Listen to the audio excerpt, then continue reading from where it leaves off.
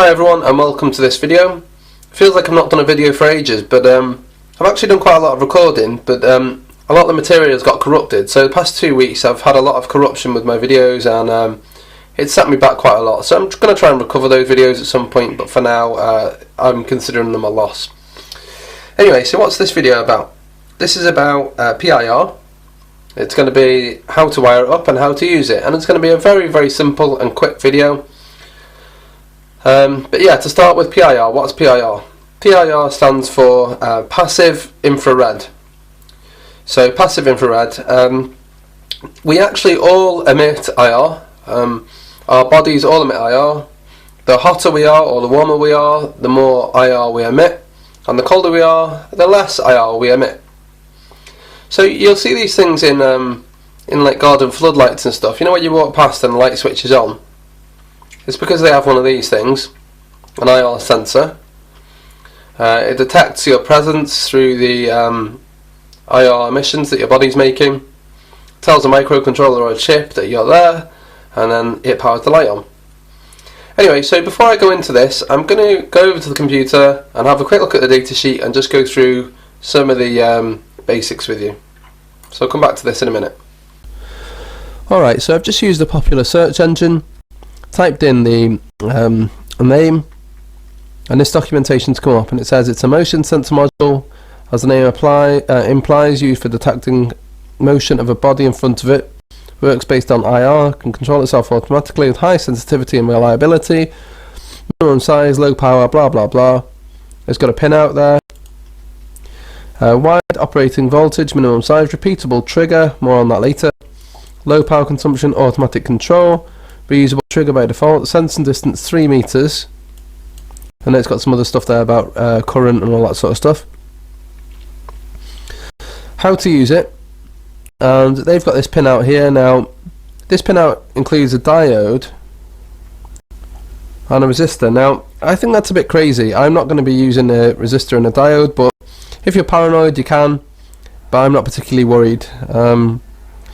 I imagine it's to reduce the current draw, is it, or something? Yeah, I don't really know exactly, but I won't be using it. If you hook up your own meter, sorry, not own meter, ammeter, across these pins, you'll be able to see for yourself, but I'm pretty confident. I don't think it'll be drawing that much. So it goes on about different stuff here. It says, consider if the module is powered and the lens of device is facing a solid wall. Under each case, the sensor does not directly detect any IR radiation change from the wall, and it will provide low at the output pin. When the device is facing solid walls and unmoving things, the output will be low and the ID will be off. So it's a digital device, it outputs either high or low. Now if a human or a dog passes through its detecting area opposite its lens, the module will detect change in the IR, and it will provide a high logic at the output pin. And then obviously you can sense that from the Arduino. This is how we can detect some things in front of the lens. And it's got some stuff about the sizes. There's actually a data sheet as well. I'm not sure if I should look at this. I don't think it's probably that important, but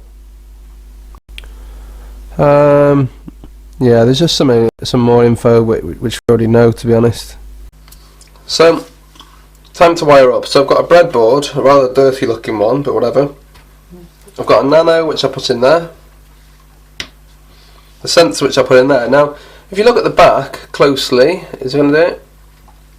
You can see negative here, then does that say S? No, it says out, and then there's a plus. So it's pretty common sense. The plus goes in there to 5 volts on the Arduino.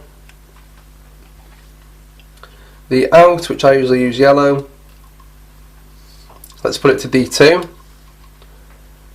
D2, and the last pin, ground, which of course goes to ground, and that's everything. That's the wire up complete. Let me just zoom out a bit. That's the wire up complete. That's all there is to it. So now I'll show you the coding. So let's go over to the computer and do some coding. Okay, so let's start coding. First thing we'll do is define the data pin. Define data, and that's pin 2. We'll also need some sort of checking algorithm, so I'll say long next check. Right, the reason why you've got to do the next check is because you can't poll it all the time. When it detects movement, it doesn't detect then for another 9 seconds or so. It's a bit peculiar, but just go with it, it'll be clear in a minute. So we'll have serial.begin 115200, which is what I usually use. Next check, do we need to set that? No, it's already 0, so we don't need to do anything with that. In the loop, right, what do we need to do here? We'll say, to start with, bool trigger equals digital read data. So the first thing we're doing is leaping through and just checking to see if it's high or low. And I suppose then we could say if it's high, yeah, we'll say if trigger, if it's high, then what do we want to do? Serial.println triggered, really. We want to say it's triggered.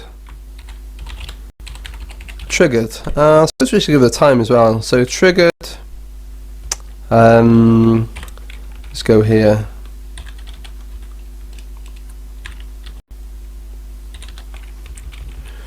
Triggered, and that's the time, the Arduino time, and we'll need to make that into a string, cast that.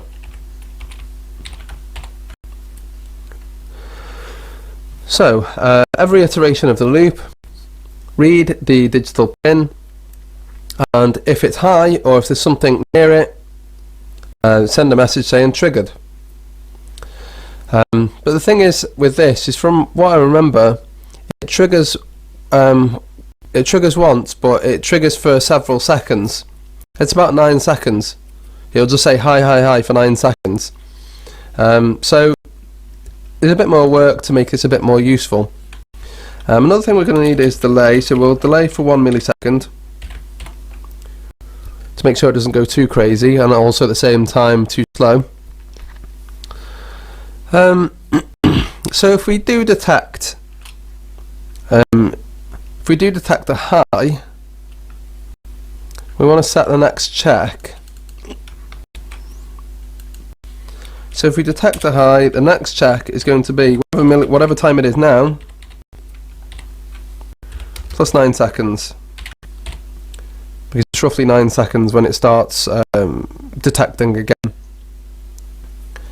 I suppose we should say when the next check will be. So next check will be next check. And we don't need that. Do Control T. So what are we doing now? So every iteration, see if it's high or low, bearing in mind that if it's just detected something recently a few seconds ago, it'll still be saying hi even if nothing's there. Because if it detects something, it'll just say hi for 9 seconds or so, and then it'll start going to normal mode again. So if it's high, send a message saying triggered, and then set the next check to whatever it is the time is now, plus 9 seconds, and then say what the next check will be. But over here we need to say now stop checking until its next check time. So we need to put that here. So if millis now is greater or equal to next check, then check. Check. So that should be good. Let's see if it works. So Control and U to upload. Don't need to save.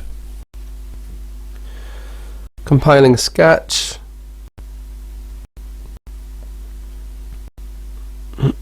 Compiling sketch, uploading, and done. So Control Shift M. Now I'm going to go over to it and we'll see if it detects.